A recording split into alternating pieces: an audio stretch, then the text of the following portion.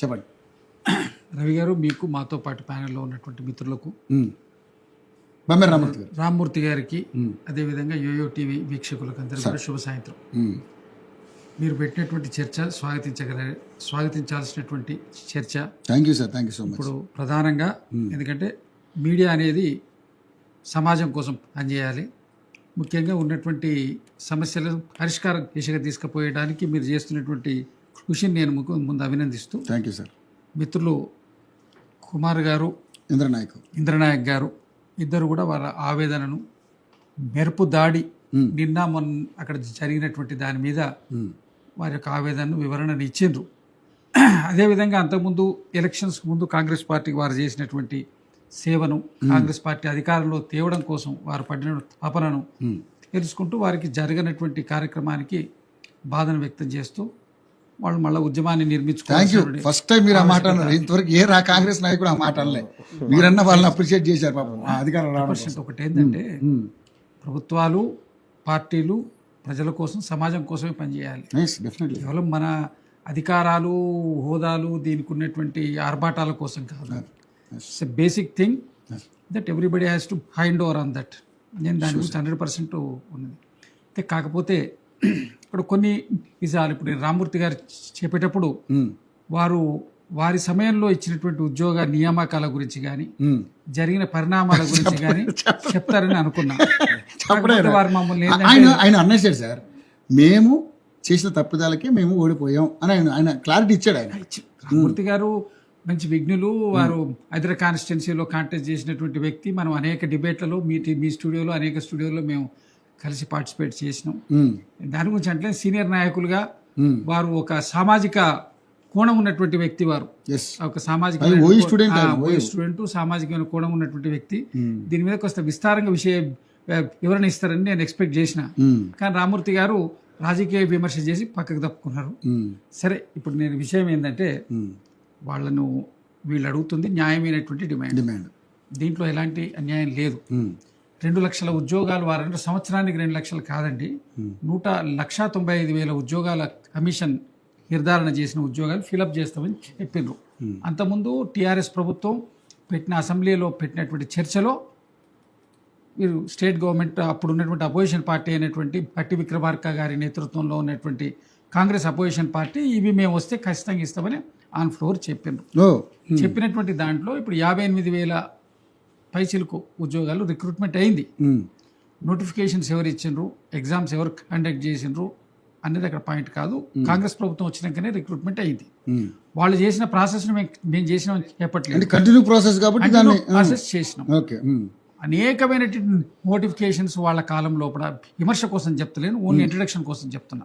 నేను అనేకమైన నోటిఫికేషన్స్ వేసి ఎప్పటికప్పుడు వాటిని పోస్ట్ పోన్ చేసి కోర్టులకు పోయి తీసుకొచ్చి సరైన పరిణామంతో వాళ్ళు విసికి వేసారి కాంగ్రెస్ పార్టీ మార్పు జరిగితే వీళ్ళు చేస్తారని చేసినారు.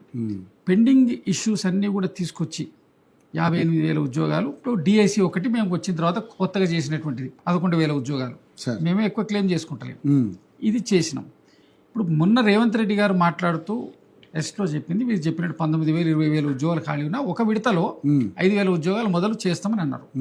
ఇక్కడున్న కాన్ఫ్లిక్ట్ ఏంటంటే, 5,000 ఒక్కసారి చేస్తే ఇక్కడ ఉన్న వాళ్ళకి వచ్చేస్తుంది జివో 46 ప్రకారం. ఇక్కడ ఉన్నటువంటి హైదరాబాద్, రంగారెడ్డి, గ్రేటర్ పరిధిలో ఉన్న వాళ్ళకి వస్తే, రూరల్ ఏరియా నుంచి వచ్చేటువంటి వారికి అన్యాయం జరుగుతుంది వీళ్ళకు ఉన్నటువంటి వాదన.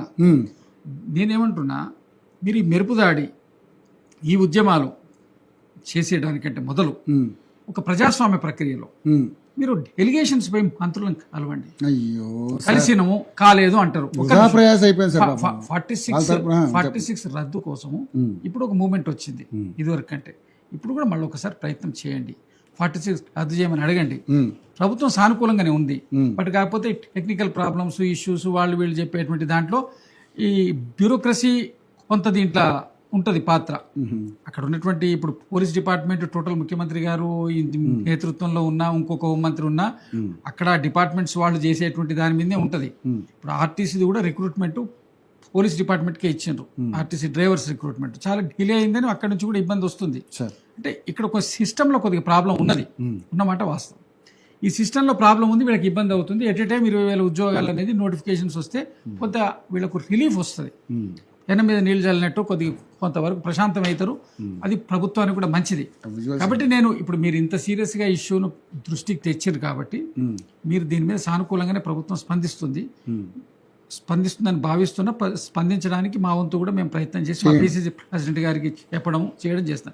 మీరు ముఖ్యమంత్రి గారిని కలవడానికి మీకు ఇబ్బంది అయింది అనుకుందాం, 2-3 రోజులు 4-5 రోజులు పిసిసి ప్రెసిడెంట్ గారిని కలవండి, మీరు రిప్రజెంటేషన్ ఇవ్వండి. అక్కడ నుంచి పార్టీ వైపు నుంచి మీరు ఇప్పుడు అధికారంలో ఉన్నటువంటిది వాళ్ళు యంత్రాంగం, మనం ఇప్పుడు ఉన్నటువంటి అధికారులు, ముఖ్యమంత్రి గారు, మంత్రులు, పిసిసి వాగ్దానం చేసింది పార్టీ కదా, పార్టీని అడగండి. మా పార్టీ దగ్గరకు వచ్చండి, మీరు వేరే తీరు ఇబ్బంది అడగండి. నేను ఒక డెమోక్రటిక్, మీకు కావాల్సింది గుడివాడికి కావాల్సింది చూపు, మీకు కావాల్సిన ఉద్యోగం. మీకు దాన్ని ఎవరి మీద తిట్టి కొట్టి సాధిస్తారా, ప్రేమతోటి సాధిస్తారా, జిద్దు చేసి సాధిస్తారా, సాధించండి. అయితే మీకు డిలే జరుగుతుంది కాబట్టి అడుగుతున్నారు, జరుగుతుండే ప్రాసెస్ వస్తుండే మీకు రాకపోయినా ఇంకోటికి వచ్చినా మీరేం పట్టించుకోరు. బట్ కాకపోతే ఇక్కడ విషయం ఏంటంటే మీకు అసలు ఆ ప్రక్రియ జరగకుండా 3 ఏళ్లుగా పోలీసు సంబంధించినంత వరకు ఆగున్నమాట వాస్తవం. దాంట్లో అందరూ మనం దాన్ని ఒప్పుకోవాల్సినటువంటి అంశమే, దాంట్లో మనం కాదనడానికి ఆస్కారం లేదు. కాకపోతే దాన్ని ఆగడానికి అనేకమైనటువంటి టెక్నికల్ రీజన్స్ ఉన్నాయని నేను కొద్దిగా మీరు ఈ సబ్జెక్ట్ చెప్పిన తర్వాత పూర్తి సమాచారం లేదు నా దగ్గర, అందుకోసమే నేను దాని గురించి జనరల్గా మాట్లాడుతున్నాను, నేను టెక్నికాలిటీస్ పోకుండా. మీరు పార్టీ మీద మొదలు ప్రెషర్ పెట్టండి, అక్కడి నుంచి మంత్రులు వాళ్ళ దగ్గర నుంచి మీరు పార్టీ త్రూ తీసుకుపోమని అడగండి.